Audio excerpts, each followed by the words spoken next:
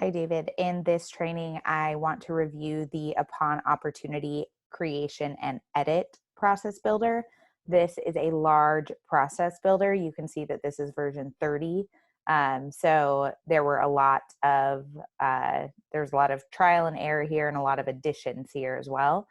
So I will try to walk you through this as quickly and succinctly as possible. And then again, if you do have any questions, I'll write out a quick process document so that you can see what's going on here. So when the opportunity is created, so this is just saying when it's new, a few different things happen. So the first thing that happens is we set the close date. In our last training, we talked a little bit with Daxon about renaming this close date field because it's not necessary, but we can't necessarily hide it.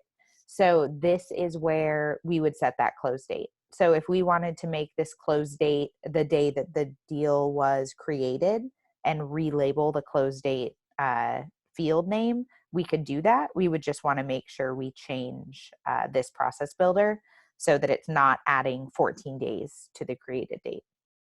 Another thing we're doing right upon deal creation is we are stamping the stage 1 field. So for every single stage on your deal, we have a corresponding checkbox and a corresponding date stamp. These are really important. One, you can report on conversion rates from the checkboxes. And then two, with these date stamps, we can look to see how much time a deal has been in a certain stage so that we can trigger automation off of the number of days. So you'll see stage date stamps, checkboxes and date stamps on every stage. Another thing that's happening here is that we are stamping the opportunity ID on the account. This is really important for the email to case setup. So when an email comes in and it's related to a contact, it'll be related to that account, but we wanted a way to tie it to the opportunity. And so if we put the account or we put the opportunity on the account, that creates a link between then that new case and the opportunity itself. Here we are also setting static email. So this is really important. This is where we are those email fields at the in your contact section on your opportunity. This is where we are setting those.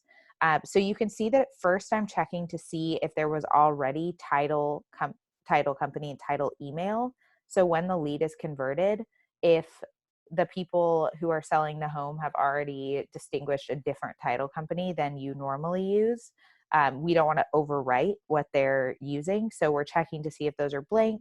And if they are blank, we are then populating all of the those contact fields for you. So you can come in and change these if there is any difference.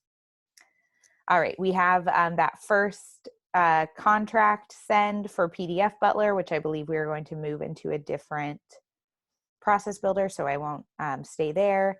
And now we have all of our deal approval. So I already created a video on deal approval, so I won't go through each one of these, but just a quick recap. This is checking to see if each one of these criteria are met, and if so, we are saying that deal approval is needed, which if we scroll down a bit, when that checkbox is checked, and you can see this here, deal approval needed equals true, we are automatically submitting the deal for approval. So if we scroll down a little bit further, you can see that these are just checking the stage. So if the stage equals contract negotiation, we are setting that contract negotiation checkbox to true and setting the date stamp as today. Again, that will really help when knowing how many days have passed since a deal was moved into a certain stage. So that is what's happening here. We have a close date stamp. So when a deal is closed, we have a deal is lost. And then we have something around contract fields. So when the contract fields are populated, and you are in contract negotiation, we are saying that we want to update the stage 2 contract signing. So this is one of the initial requirements that we were able to meet here. And then we also have our daily update check. So again, this all has to do with changing the stage after a certain number of days. You can also see that after a certain number of days in a certain stage, we are also closing the deal. So there are a few actions here that you can click into and check out. And of course, turn off or edit if you want to. In a related criteria, we have when the due diligence fields are populated. We want to update that stage from due diligence into review and approval.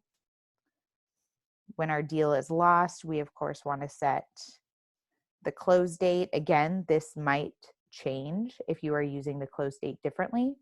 And then I'm also closing all open tasks. So once a deal is lost, there's no reason to keep a ton of open tasks on there. So we are going ahead and just closing out those tasks so that people don't have to look at them in their list views. And then we have one last automation here around Swift. So this is if someone actually comes back after a deal is closed lost, so that last inbound email is changed. We want to set that initial offer, we want to set the stage to the initial offer sent. So again, there is a lot going on here. I know that hopefully it's like not too much to get through, but I hope this video helps. All right, thanks.